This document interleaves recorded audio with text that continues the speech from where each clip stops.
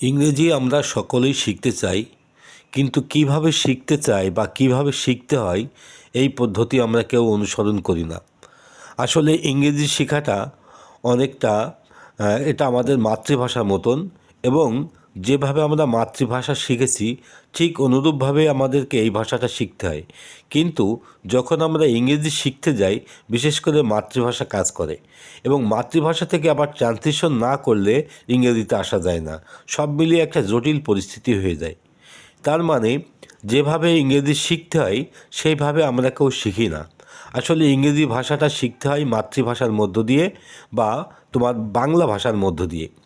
এখানে বাংলা ভাষাটা যদি আমি ভালো করে বের করতে না পারি, তাহলে আমি কখনো ইংরেজিটা করতে পারবো না। তো ইংরেজি শেখার আমি শর্টকাট কিছু টিপস আজকে আমি তোমাদের সাথে এই পড়াতে পড়াতে উল্লেখ করব। আমি প্রণব সেন, লেকচারার প্রণব সেন আছি তোমাদের সাথে। আজকে আমি এই ভিডিওতে রাইট ফর্ম অফ ভার্ব দিয়ে আমি তোমাকে এর বাংলা অর্থসহ কীভাবে এটা সমাধান করা যায়, কীভাবে ইংরেজি শেখা যায়, সেগুলো আমি সব বিস্তারিত করে বলবো। তো আসো আজকে আমরা মূল টপিকে ফিরে যাই। এখানে একটা প্যারাগ্রাফ নিয়েছি, দেখো একটা ছোট্ট একটা প্যারাগ্রাফটা একটা আনকমন এবং একটা প্রচলিত অনেকটা টপিক, আবার একটু আনকমন, এবং এই বিষয়টা বেশ একটু জটিল করে লেখা। এর ভিতরে অনেক অ্যাক্টিভ ভয়েস, প্যাসিভ ভয়েস আছে। এইগুলো সাধারণত আমরা যখন সমাধান করতে যাই তখন বেশ কটা জিনিস লাগে, যেমন টেন্স লাগে, তারপরে তোমার সেন্টেন্স লাগে, সেন্টেন্স এবং নাইন বেসিক স্ট্রাকচার এবং পার্টস অফ স্পিচ। এই কয়টা জিনিস না জানলে সাধারণত ইংরেজিটা ভালো করে বোঝা যায় না। আমি সকলকে বিশেষভাবে তোমাকে আহ্বান করছি এই বিষয়গুলো, parts of speech, tense, sentence এবং নাইন বেসিক স্ট্রাকচার, এইগুলো জানলে পরে তুমি এই সমস্তগুলো সমাধান করতে পারবে। বিশেষ করে আজকে দেখো আমি তোমাদের সামনে ভার্বের গ্যাপ তুলে ধরেছি, তার মানে আমাকে শুধু ভার্ব সম্পর্কে জানতে হবে, অর্থাৎ ভার্বেরই এখানে একটা ডিটেল বিবরণ। তো আমার ভার্বের একটা ডিটেল একটা ভিডিও দেওয়া আছে, সেই ভিডিওটা তুমি না দেখে নিতে পারো, কারণ ভার্ব সম্পর্কে না জানলে তুমি এই গ্রামারটা করতে পারবে না। তো দেখো আমি কিভাবে এটা সমাধান করি। প্রথমে যে কথাটা লেখা আছে, if all the children in Bangladesh, যদি বাংলাদেশের সকল ছাত্র, ব্র্যাকেটে গো আছে টু স্কুল, যদি বাংলাদেশের সকল ছাত্র স্কুলে যেত, the country get rid of, গেটটা ব্র্যাকেটে আছে, of the curse of the illiteracy, তাহলে দেশটা নিরক্ষরতার অভিশাপ থেকে মুক্তি পেত। দেখো এই কথাগুলো সাধারণত আমাদের দূরবর্তী ভবিষ্যতে বা দূরবর্তী অতীতে চলে গেছে। এই যে দূরবর্তী অতীত এবং দূরবর্তী ভবিষ্যৎটা কী, এটা আমি পরে ব্যাখ্যা করব। আপাতত আমি অর্থটা বুঝাইনি, কারণ অর্থটা না বুঝলে সাধারণত আমরা গ্রামারগুলো করতে পারি না। টু বোস্ট অফ এডুকেশন, শিক্ষাকে ত্বরান্বিত করার জন্য। দি গভর্নমেন্ট স্পেন্ড মোর মানি, সরকারের উচিত অনেক বেশি টাকা ব্যয় করা। সাবসাইডস must dash give in the education sector, শিক্ষা সেক্টরে অনেক বেশি বেশি বিনিয়োগ করতে হবে। Teachers need to train for a good teaching, শিক্ষকদেরকে ভালো প্রশিক্ষণের জন্য, শিক্ষা দেওয়ার জন্য প্রশিক্ষিত হওয়া দরকার। দি poor student can bring under যে ফুড ফর এডুকেশন প্রোগ্রাম, খাদ্যের বিনিময়ে শিক্ষার অধীনে গরিব ছেলেমেয়েদেরকে তাদের আমরা নিয়ে আসা যেতে পারে বা নিয়ে আসতে হবে। We take care, we dash take care, আমাদের এখানে খেয়াল রাখা উচিত। No institution dash close down, কোনো প্রতিষ্ঠান যেন বন্ধ না হয়ে যায়। ডিউ টু পলিটিক্যাল ক্রাইসিস বা পলিটিক্যাল ক্রাশেস, রাজনৈতিক সংঘর্ষের কারণে। More circular activities are to ব্র্যাকেটে অর্গানাইজ আছে, আরও বেশি বেশি সহ কোনো পাঠ বা কোনো কার্যকলাপ এখানে ব্যবস্থা করতে হবে। টু এনাবেল দ্য স্টুডেন্ট, ছাত্রদেরকে উৎসাহ দেওয়ার জন্য। To develop their non academic skill, তাদের নন অ্যাকাডেমিক স্কিল বা অপ্রাতিষ্ঠানিক দক্ষতা বৃদ্ধি করার জন্য। লাইক যেমন ডিবেট মানে তর্ক প্রতিযোগিতা, ক্রিয়েটিভ থিঙ্কিং সৃজনশীল চিন্তা, অ্যান্ড কালচারাল ইভেন্ট এবং সাংস্কৃতিক কোনো কর্মকাণ্ড ইটিসি। এই ছিল মোট একটা শর্ট একটা প্যারাগ্রাফ। তো এই প্যারাগ্রাফের বিশেষ করে গ্রামারগুলো যখন করতে হয় তখন সাধারণত এর অর্থটা ছেলেমেয়েরা যখন সমাধান করতে যায় তখন একদিক থেকে আর একদিকে চলে যায়, মূল অর্থটা ঢাকা পড়ে যায়। তো এই মূল অর্থটা আমরা কিভাবে বের করি, এইগুলো করার জন্য আমাকে প্রথম টেন্সে যেতে হবে। কারণ ভার্বের গ্যাপ যখন আমরা করি তখন এখানে টেন্সটা খুব গুরুত্বপূর্ণ। তারপর টেন্স মানেই ভার্ব মানেই টেন্স। আমি যদি টেন্সটা না বুঝি তাহলে ভাবটা বুঝতে পারবো না, আর ভাবটা না বুঝলে আমি এখানে প্রকৃত অর্থটা ধরতে পারবো না। প্রথমে দেখো একটা কমপ্লেক্স সেন্টেন্স নিয়ে আছে, if all the children in Bangladesh, যদি বাংলাদেশের সকল ছাত্র গো টু স্কুল, তারপরে comma, the country get rid of the curse of illiteracy, তাহলে দেশটা নিরক্ষরতার অভিশাপ থেকে মুক্তি পেত। এই যে কমপ্লেক্স বাক্য এবং দুই পাশে দুটো ক্লজ, সাবঅর্ডিনেট ক্লজের মধ্যেও একটা গ্যাপ আছে এবং প্রিন্সিপাল ক্লজের মধ্যেও একটা গ্যাপ আছে, দুই পাশে দুটো গ্যাপ। এবং এই বাক্যটা বলছে যদি হতো, তার মানে এই বাক্যটা দূরবর্তী ভবিষ্যৎ বা দূরবর্তী অতীতের দিকে গেছে। যখন দূরবর্তী অতীত বা দূরবর্তী ভবিষ্যৎ কাকে বলে? যেমন আগামীকালকে কোনো ঘটনা ঘটবে, সেটা হচ্ছে ভবিষ্যৎকাল। কিন্তু আগামীকাল না হয়ে যদি আরও অনেক পরে 2 বছর 3 বছর 4 বছর পরে যদি কোনো ঘটনা ঘটে, এটাকে বলা হয় দূরবর্তী ভবিষ্যৎ। আবার ঠিক একই রকম গতকালকে কোনো ঘটনা না ঘটে যদি এটা আরও পিছনে চলে যায়, 2 বছর 3 বছর পিছনে যদি কোনো ঘটনা চলে যেত, সেটাকে বলা হচ্ছে দূরবর্তী অতীত। এই দূরবর্তী অতীত বা দূরবর্তী ভবিষ্যৎ এই বাক্যগুলো সমাধান করতে গেলে আমাদেরকে সাধারণত পাস্ট ফর্মে বা পাস্ট টেন্সে ফলো করতে হয়। যেমন যদি আমাদের বাংলাদেশের বলছে সকল ছেলে মেয়ে স্কুলে যেত, তার মানে এই বাক্যটা আমাকে সমাধান করতে হবে পাস্ট ইনডিফিনিট টেন্সে। আবার যেহেতু এই বাক্যের সাথে পরবর্তী বাক্যের যোগাযোগ রয়েছে, তাহলে পরবর্তী বাক্যটাও আমাকে পাস্ট টেন্সে নিয়ে দিতে হবে। তার মানে ইফ দিয়ে বাক্য সাধারণত প্রথম বাক্যটা যদি প্রেজেন্ট টেন্সে করা হয়, পরবর্তী বাক্য ফিউচার ইনডিফিনিট টেন্সে হয়। আবার ঠিক একই রকমভাবে যদি ইফ দিয়ে প্রথম বাক্যটা যদি পাস্ট ইনডিফিনিট টেন্স হয়, তাহলে পরবর্তী বাক্য ওই সেই ফিউচার যে শ্যাল বি উইল বি যেটা ব্যবহার হয়, শ্যালের জায়গায় শুড হয়ে যায়, উইলের জায়গায় উড হয়ে যায়। এইটাই হচ্ছে দূরবর্তী ভবিষ্যতের কাজ। তার মানে আমরা এখানে প্রথম বাক্যটা আমরা পাস্ট ইনডিফিনিট টেন্সে করব এবং পরের বাক্যটা ফিউচার ইনডিফিনিট টেন্সে করব, এবং সেটার একটা যে শ্যাল বা উইলের পাস্ট ফর্ম।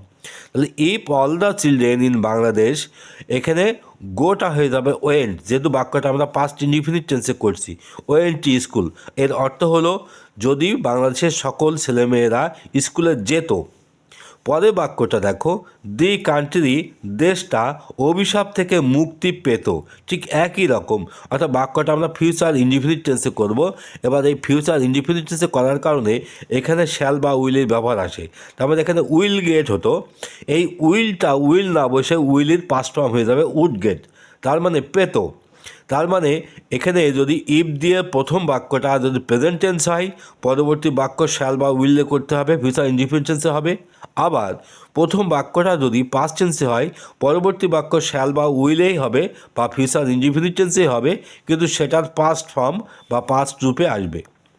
পরবর্তী বাক্য, টু বুস্ট আপস এডুকেশন, শিক্ষাকে ত্বরান্বিত করার জন্য দি গভর্নমেন্ট স্পেন্ড মোর মানি, সরকারের আরও অনেক বেশি টাকা ব্যয় করা বা বিনিয়োগ করা উচিত। এখানে এই উচিত কথাটা এমনি চলে আসে। তো এখানে এইগুলোকে বলা হচ্ছে মডেল অক্সিলারি ভার্ব। আমরা আগের বাক্যটা যেটা করলাম এগুলোকে মডেল ভার্ব বলা হয়, অর্থাৎ টেন্সের বাইরে থেকে যে সমস্ত টেন্স থেকে বেরিয়ে গেছে এবং যেগুলো বর্তমান ভবিষ্যৎ অতীতকাল বাদ দিয়ে আরও অনেক দূরের কোনো ঘটনা বোঝায়, সেগুলোকে সাধারণত মডেল ভার্ব বলা হয় বা মডেল টেন্স বলা হয়। তাহলে এই বাক্যটা আমরা একটা দেখছি মডেল টেন্সের ব্যবহার আসছে, যে ব্যয় করা উচিত। আমরা জানি উচিত অর্থে এখানে উড শুডের ব্যবহারটা আসে। তো এখানে উড শুড কুড মাইট এই চারটে বা এই জাতীয় যত বাক্য আছে এগুলোকে সব বলা হচ্ছে মডেল অক্সিলারি ভার্ব। তার মানে আমরা এখানে শুড দিয়ে ছাড়া অন্য কোনো কিছুতে যদি আমি বাক্যটা তৈরি করি তাহলে বাক্যটা আর ওইভাবে এখানে হবে না, তাহলে আমাকে শুড দিয়ে লিখতে হবে। আবার মডেল অক্সিলারি ভার্বের পরে মূল ভার্বের কোনো পরিবর্তন হয় না, তাই এখানেও কোনো পরিবর্তন হলো না। তাহলে শুডের পরে স্পেন্ড থেকে গেল, তার মানে আমাকে এখানে একটা অক্সিলারি ভার্ব শুডটা লাগবে। অর্থটা হলো টু বোস্ট আপ এডুকেশন, শিক্ষাকে ত্বরান্বিত করার জন্য দি গভর্নমেন্ট শুড স্পেন্ড, সরকারের উচিত ব্যয় করা মোর মানি, আরও অনেক বেশি টাকা। পরের বাক্যটা দেখো, subside must dash give in the education sector, বলছে অনেক বেশি বেশি টাকা বলছে যে এখানে দিতে শিক্ষা খাতে এখানে বেশি দিতে হবে। তো এখানে দেখো মাস্ট আছে গিভ আছে, তাহলে যে বলছে বেশি বেশি গুরুত্ব, মাস্ট সাবসাইড বলতে বেশি বেশি গুরুত্ব বা বেশি বেশি ব্যবস্থাপনা, এইটা পরবর্তী দেখো গিভ দিতে হবে। তার মানে কে গুরুত্ব দেবে এই সাবজেক্টটা এখানে নেই, এই বাক্যটা অবজেক্ট দিয়ে শুরু হয়েছে। যখন বাক্য অবজেক্ট দিয়ে শুরু হয় তখন সেটাকে বলা হয় প্যাসিভ ভয়েস, বাক্য যখন সাবজেক্ট দিয়ে শুরু হয় তখন এটাকে বলা হচ্ছে অ্যাক্টিভ ভয়েস। এই বাক্য এখানে অবজেক্ট দিয়ে শুরু হয়েছে, তাই বাক্যটা ঠিক যেভাবে লেখা আছে ওইভাবেই লেখা হবে, শুধু প্যাসিভের নিয়মে হবে। এবার প্যাসিভের নিয়মটা কি? প্যাসিভের নিয়মটা হচ্ছে প্রথমে অবজেক্ট আসে, তারপরে একটা অক্সিলারি ভার্ব আসে, তারপরে একটা বি ভার্ব বসে, অর্থাৎ মাস্টের পরে একটা বি ভার্ব নিলে বাক্যটা প্যাসিভ হবে না, এবং মূল ভার্বের পাস্ট পার্টিসিপল হয়। অর্থাৎ এখানে যে মূল ভার্ব আছে গিভ, সেই গিভের পাস্ট পার্টিসিপল হবে অর্থাৎ গিভেন। অর্থাৎ subsidies must be given, subsidies বলছে subsidies must be given in education sector. পরের বাক্য দেখো যে টিচার্স ড্যাশ ব্র্যাকেটে নিড লেখা আছে to train for good teaching, ভালো শিক্ষা দেওয়ার জন্য শিক্ষকদেরকে ভালো প্রশিক্ষণ দরকার। তো এখানে ভালোভাবে প্রশিক্ষিত হয়, এখানে যেহেতু একই বাক্যের দুটো ভার বসেছে আমি এখানে দুই রকমভাবেই করাচ্ছি। যেহেতু নিড ভাবটা নিজেই ট্রানজিটিভ এবং নিজেই ইনট্রানজিটিভ, তাই আমি এখানে দুইভাবেই তোমাকে করে দেখাবো। প্রথম নিডটা এসব মূল ভার, নিডটাকে যদি তুই মূল ভার্ব এবং ট্রেনটা এখানকে বলা হচ্ছে নন ফিনাইট ভার্ব। একই বাক্যে যখন দুটো ভাব থাকে, একটাকে বলা হয় সমাপিকা ক্রিয়া আর একটাকে বলা হয় অসমাপিকা ক্রিয়া।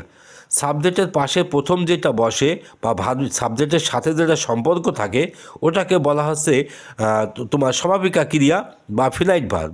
আর সাবজেক্ট থেকে যেটা একটু দূরে আসে, বিশেষ করে যেগুলো টু যুক্ত, আইএনজি যুক্ত বা পাস্ট পার্টিসিপল যুক্ত হয়ে আসে, ওগুলোকে বলা হচ্ছে নন ফিনাইট ভার্ব। তাহলে প্রথমে আমরা সমাপিকা ভার্বের ব্যবহারটা করে নিই। শিক্ষকদের দরকার, টিচার্স নিড, এই বাক্যটা লিখলেই হয়ে যায়। আবার এখানে যদি তুমি অ্যাক্টিভি প্যাসিভি ধরো তাহলে টিচার্স আর নিডেড, শিক্ষকদের হয় দরকার। এখানে দুটোই রাইট, আমি দুই রকমই বললাম, দুই রকমই তোমরা লিখলে এখানে নম্বরটা পাবা। অর্থাৎ টিচার্সের পরে যদি তুমি নিড অ্যাক্টিভ ভয়েসে করো সেটাও উত্তর হবে, আর যদি প্যাসিভ ভয়েসে করো সেটাও উত্তর হবে। তাহলে প্যাসিভ ভয়েসে করলে হবে আর নিডেড, আর যদি অ্যাক্টিভ ভয়েসে করো তাহলে শুধু উত্তরটা হবে শুধু নিড। পরের বাক্যটায় দেখো প্রশিক্ষিত হওয়ার, এইবার দেখো এখানে ট্রেন, এই প্রশিক্ষিত কে হবে? শিক্ষক হবে। তা যেহেতু এখানে শিক্ষক প্রশিক্ষিত হবে তাই এই বাক্যটা সাধারণত এই ট্রেনটা, এই বাক্যটা সাধারণত এখানে পাস্ট পার্টিসিপল হয়ে গেছে। তো আমরা জানি যখনই কোনো বাক্য প্যাসিভ ভয়েস হয়ে যায় তখন সেটার মূল ভার্ব হয়ে যায় পাস্ট পার্টিসিপল। তাহলে এই ট্রেনটা যদি এখন পাস্ট পার্টিসিপল হয় অর্থাৎ ট্রেইন ইডি অর্থাৎ প্রশিক্ষিত, পরে আগে আসছে হওয়া, তার মানে একটা বি ভাব চাচ্ছে অর্থাৎ টু বি ট্রেইনড। এই বি ট্রেইনটা এই জন্য হলো এটাই যে কারা প্রশিক্ষিত হবে? শিক্ষকরা। অর্থাৎ পরবর্তী ভাবটা অ্যাক্টিভ ভয়েসে করা যাচ্ছে না বা করা হচ্ছে না, এটা যদি আমরা অ্যাক্টিভ ভয়েসে লিখি তাহলে সে হবে প্রশিক্ষণ দেওয়া, কিন্তু সে তো প্রশিক্ষিত হতে চায়। তো এই যে হওয়া দেওয়ার মধ্যে এই যে পার্থক্যটা, এই জন্য কথার অর্থগুলো বোঝা লাগবে। আমি প্রত্যেকটা ছাত্রছাত্রীকে বিশেষ করে শিক্ষার্থীদেরকে বলছি যে তোমার যদি সত্যি ইংরেজি শিখতে হয় তাহলে তোমাকে ইংরেজি শিখতে গেলে প্রথম যেসব জিনিসগুলো কাজে লাগে সেইগুলো আগে যদি তুমি না জেনে ইংরেজি পড়ো তুমি কিন্তু পথ এগোতে পারবে না এবং তুমি ধরতে পারবে না, শিখতে পারবে না। তুমি যদি কোনো বাংলার ইংরেজি না করতে পারো, কোনো ইংরেজির বাংলা না করতে পারো, অথবা অর্থ যদি বের করতে না পারো, তোমার ইংরেজি পড়া না পড়ার সমান হয়ে যাবে। পরেরটা দেখো, the poor student can bring under food for education programme, গরিব ছেলেমেয়েদেরকে খাদ্যের বিনিময়ে শিক্ষা এর অধীনে নিয়ে আসা যেতে পারে। এখানে যেহেতু পারা ভাবটা অর্থাৎ ক্যান ভাবটা দিয়ে দিয়েছে, তাই আমরা এখানে অন্য কোনো মডেল ভার্ব বা অন্য কোনো অক্সিলারি ভার্বের দরকার নেই। এবার দেখো এখানে আনা যেতে পারে, তাহলে ওদেরকে কারা আনবে? আমরা আনবো। তার মানে এই বাক্যটাও অ্যাক্টিভ ভয়েসে লেখা হয়নি, এই বাক্যটাও প্যাসিভ ভয়েসে লেখা হয়েছে। যেহেতু প্যাসিভ ভয়েসে লেখা হয়েছে, তাই এই বাক্যটা আমাকে প্যাসিভ ভয়েসের নিয়মে করতে হবে। এবার প্যাসিভ ভয়েসের নিয়মটা কি? প্যাসিভ ভয়েসের নিয়মটা হচ্ছে এই যে মূল ভার্বের পাস্ট পার্টিসিপল হবে এবং তার আগে একটা করে বি ভার্ব বসবে। অক্সিলারি ভার্ব এখানে দেয়াই আছে, ওর পরে সাধারণত বিটা বসালে হয়ে যাচ্ছে এবং মূল ভাবটা হয়ে যাবে পাস্ট পার্টিসিপল, অর্থাৎ ব্রিংটা হয়ে যাবে ব্রট, অর্থাৎ ক্যান বি ব্রট, তার মানে আনা যেতে পারে। এরপরেও যদি বুঝতে অসুবিধা হয় আমাকে কমেন্টে জানিয়ে দিও, আমি তোমাকে বিস্তারিত করে আমি তোমাকে বুঝাই দেবো। এখানে অনেক কথা বলা আছে, অনেক কিছু জানার আছে, তো সেগুলো না জানলে সাধারণত ইংরেজিটা আমি করে দিচ্ছি হয়তো খুব সহজ মনে হচ্ছে, কারণ সহজভাবে আমি করে দিচ্ছি, আমার কাছে এগুলো অনেক সহজ মনে হয় কারণ আমি এগুলো সব জানি। আর তুমি জানো না, এটাই হচ্ছে কঠিন। তার মানে কোনো কিছু সহজ আর কঠিন কেন হয়? জানলে সহজ হয়, না জানলে কঠিন হয়, এইটাই হচ্ছে মূল কথা। তো ইংরেজি যেহেতু একটা ভাষা, এটা রাতারাতি কখনো এটা সমাধান করা যায় না, এটা অনেক সময় লাগে, তো সেই সময়টা তোমাকে দিতে হবে। পরেরটা দেখো যে উই টেক কেয়ার দ্যাট, আমাদের বলছে খেয়াল রাখা উচিত। এবার পরবর্তী বাক্য আমি যদি এখানে উচিত বাদ দিয়ে যদি অন্য কোনো কথা যদি ধরি, কিন্তু কথাটা মেলবে না। আমরা খেয়াল রাখবো যে, তাহলে কিন্তু কথাটা মেলবে না, কারণ খেয়াল রাখবো না, খেয়াল রাখতে হবে বাধ্যতামূলক। তার মানে এখানে উচিত কথাটা এমনি চলে আসছে, তাহলে আমাদের খেয়াল রাখা উচিত যে, তাহলে উই শুড। এবার এই বাক্যটা দেখো সরাসরি অ্যাক্টিভ ভয়েসে পড়েছে। এইখানে একটা কথা বলি, আমরা যখন সাধারণত কোনো ইংরেজি বাংলা করি বা বাংলার ইংরেজি করি, আমি প্রথমে একটা জিনিস মাথায় নেব যে প্রতিটি কথায় হয় অ্যাক্টিভ ভয়েসে লেখা হয়, নয় প্যাসিভ ভয়েসে লেখা হয়। অ্যাক্টিভ ভয়েসে যদি লেখা হয় তাহলে সাবজেক্টটা আগে থাকবে এবং ভার্বটা পরে থাকবে এবং টেন্সের নিয়ম অনুসারে পদ বসে। কিন্তু প্যাসিভ ভয়েসে যদি লেখা হয় তাহলে সাবজেক্টটা আগে না বসে পরে চলে যাবে, আবার উজ্জ্বল থাকতে পারে, কিন্তু অবজেক্টটা আগে চলে আসবে, তখন মূল ভার্বের পরিবর্তন হয়, একটা বি ভার্বের প্রয়োজন হয়, এইগুলো। তো এখানে দেখো উই শুড টেক কেয়ার, আমাদের খেয়াল রাখা উচিত যে, আমরা এখানে শুডটা দিয়ে করলাম যে no institution dash close down, কোনো প্রতিষ্ঠান বন্ধ না হয়ে যায় এখানে ডিউ টু পলিটিক্যাল ক্ল্যাশেস, রাজনৈতিক সংঘর্ষের কারণে। পরবর্তী দেখো যে এই বাক্যটা কোনো প্রতিষ্ঠান বন্ধ না হয়ে যায়, এই বাক্যটা কিন্তু অ্যাক্টিভ ভয়েসে করা হয়নি, প্যাসিভ ভয়েসে করা হয়েছে এবং বাক্যটা প্রেজেন্ট ইনডিফিনিট টেন্সে প্যাসিভ ভয়েস দিয়েছে। তো যেহেতু এখানে বাক্যটা সাবজেক্ট দিয়ে শুরু না হয়ে অবজেক্ট দিয়ে শুরু হয়েছে, তাই বাক্যটা আমরা প্রেজেন্ট ইনডিফিনিট টেন্সের প্যাসিভ ভয়েস করব। তো প্রেজেন্ট ইনডিফিনিট টেন্সের নিয়ম অনুসারে একটা করে বিভাব লাগবে, সেই বিভাব হবে অ্যাম, ইজ, আর যে কোনো একটা, এবং মূল ভার্বের পাস্ট পার্টিসিপল হয় আমরা জানি। প্যাসিভ ভয়েস মানেই মূল ভার্বের পাস্ট পার্টিসিপল। তাহলে নো ইনস্টিটিউশন, এখানে এই অবজেক্টটা বা এই অংশটা এটা একটা সিঙ্গুলার, তারপরে ইজ বসবে, অর্থাৎ বি ভার্ব এখানে ইজ রূপে এসলো। তাহলে ইজ তারপরে ক্লোজের সাথে ক্লোজড, অর্থাৎ ইজ ক্লোজ ডাউন, কোনো প্রতিষ্ঠান বন্ধ না হয়ে যায় ডিউ টু পলিটিক্যাল ক্লাশেস। পরের বাক্যটা দেখো মোর কো সার্কুলার অ্যাক্টিভিটিস, বলছে আরও অনেক বেশি, বলছে বাড়তি কাজকর্ম আর টু ব্র্যাকেটে দিয়েছে অর্গানাইজড, বলছে সেগুলোকে তোমাকে ব্যবস্থা করতে হবে। পরবর্তী বাক্যটা ঠিক আগের মতন একদম সেম, আমরা যেভাবে আমরা এই যে এখানে ক্যান বি ব্রট, তারপরে ইজ ক্লোজ ডাউন, অর্থাৎ প্যাসিভ ভয়েস যে নিয়মটা করা হয়েছে এটাও ঠিক একই রকম। এখানে 8টা মূল ভার্ব, কিন্তু এখানে অর্গানাইজ যে ভাবটা দিয়েছে সে ব্যবস্থা ব্যবস্থিত হতে হবে, বা এক কথায় সেগুলোকে সাজাতে হবে, গোছাতে হবে। এই যে বাক্যটা এটা প্যাসিভ ভয়েসে চলে গেছে, তা আমি এটা বুঝলাম কি করে? সেটা হচ্ছে আরও বেশি বেশি কার্যকলাপ, বলছে আর টু নিতে হয়, তবে অর্গানাইজড, এইবার যেহেতু ওই যে সার্কুলার অ্যাক্টিভিটিসগুলো অর্গানাইজড হবে, মানে সাজানো গোছানো হবে, এবার সে নিজে সাজাবে না, সেগুলোকে সাজাতে গোছাতে হবে। অর্থাৎ যখন আমরা নিজে সাজতাম তখন কিন্তু এটা অ্যাক্টিভ ভয়েস, কিন্তু আমি যখন কোনো কিছুকে সাজাবো তখন সেটা কিন্তু প্যাসিভ ভয়েস হয়ে যায়। তার মানে বাক্যটা সাবজেক্ট দিয়ে শুরু না হয়ে অবজেক্ট দিয়ে শুরু হয়ে যায়। তাহলে এই যে আমি যে বিষয়টা বললাম যে প্রতিটি বাক্য হয় অ্যাক্টিভ ভয়েসে বলা হয়, নয় প্যাসিভ ভয়েসে বলা হয়, এই জিনিসটা তোমাদের একটু মাথায় রাখা উচিত। তাহলে এটাও আমাকে প্যাসিভ ভয়েসে করতে হচ্ছে। অর্থাৎ প্যাসিভ ভয়েসের নিয়ম অনুসারে একটা করে বিভাব লাগবে এবং মূল ভাবের পাস্ট পার্টিসিপল হবে। তাহলে এখানে বিভাবটা বি দিলে হয়ে যাচ্ছে, আর মূল ভাবটা পাস্ট পার্টিসিপল অর্গানাইজড।